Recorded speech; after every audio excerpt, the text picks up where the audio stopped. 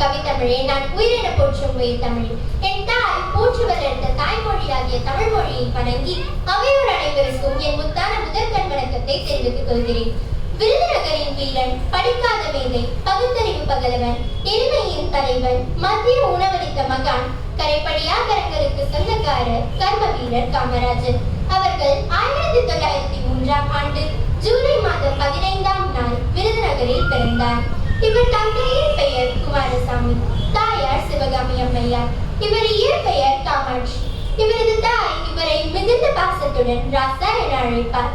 பிற்காலத்தில் இவ்விரு பெயர்களும் சேர்ந்து காமராஜர் என்று வரலாற்றில் நீங்காத இடம் பிடித்த பெயராக மாறியது.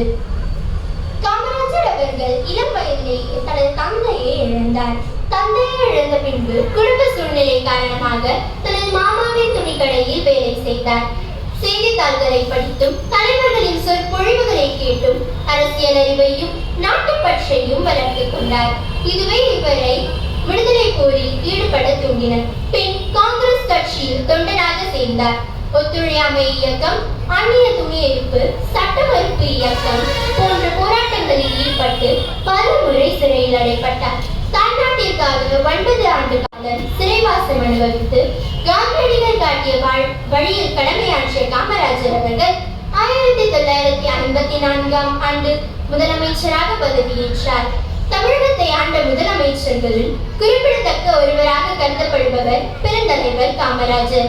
தாய்நாட்டில் தமிழகத்தை 9 ஆண்டு காலம் ஆட்சி செய்த இவருடைய காலம் தமிழக அரசியல் வரலாற்றில் பொற்காலமாக கருதப்படுகிறது. முதல்வரான பின்னர் தன்னுடைய முதல் பணியாக ராஜாஜி கொண்டு வந்த குலக்கல்வி திட்டத்தினை கைவிட்டு அவரால் மூடப்பட்ட 6000 பள்ளிகளை திறந்தார். மேலும் 17,000க்கும் மேற்பட்ட பள்ளிகளை திறந்ததோடு மட்டுமல்லாமல் பள்ளி குழந்தைகளுக்கு இலவசமாக மத்திய உணவு திட்டத்தினை ஏற்படுத்தி ஏழை எளிய மக்களின் கல்வி வாழ்க்கையில் முன்னேற்றத்தினை ஏற்படுத்தினார். கல்வித்துறை மட்டுமின்றி மின்துறை, நீர்ப்பாசன திட்டங்கள் போன்ற துறைகளிலும் முன்னேற்றத்தினை ஏற்படுத்தினார். தாய்நாட்டின் பணியில் தன்னை முழுமையாக ஒப்படைத்துக் கொண்ட தியாகத்தின் ஒளிவிளக்கு கர்ம வீரர் காமராஜர். நாடே இவரது திருக்கோயில், மக்களே இவரது தெய்வங்கள், மக்கள் தொண்டே இவரது குறிக்கோள். காந்தியடிகள் காட்டிய வழியே இவரது வாழ்க்கை. தனது உழைப்பால் தொண்டால் படிப்படியாக உயர்ந்த இவர் கல்வி கண் திறந்த காமராஜர், பெருந்தலைவர், படிக்காத மேதை, பெருந்தலைவர், தென்னாட்டு காந்தி என்று பல சிறப்பு பெயர்களால் அழைக்கப்பட்டார். இப்படிப்பட்ட பெருமைக்குரிய இவர் 1975ஆம் ஆண்டு அக்டோபர் மாதம் 2ஆம் நாள் தனது 72வது வயதில் காலமானார். முதலமைச்சராக இருந்தும் இறுதி வரை வாடகை வீட்டிலேயே வாழ்ந்தார். அவருக்காக அவர் சேர்த்து வைத்த சொத்து சில கதர்பேட்டிகள், சட்டைகள், புத்தகங்கள் மற்றும் 150 ரூபாய் மட்டுமே. இப்படிப்பட்ட உன்னதமான நேர்மையான இன்னொரு தலைவனை தமிழக வரலாறு மட்டுமல்ல, இனி உலக வரலாறும் சந்திக்குமா என்பது சந்தேகமே.